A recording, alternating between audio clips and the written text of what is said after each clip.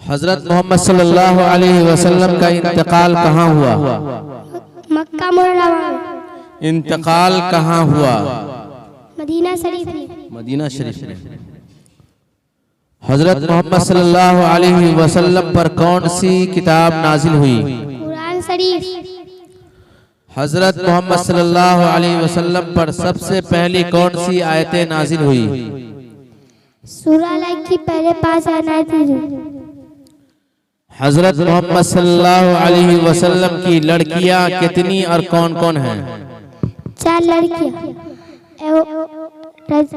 ज़ैनब, उम्मे कुलसूम, रुकैया, फातिमा। हजरत मोहम्मद सल्लल्लाहु अलैहि वसल्लम की नमाज जनाजा किसने पढ़ाई? जमात से नहीं हुई। हजरत मोहम्मद सल्लल्लाहु अलैहि वसल्लम की कब्र मुबारक किसने खोदी? हजरत अबू तलहा। चलिए।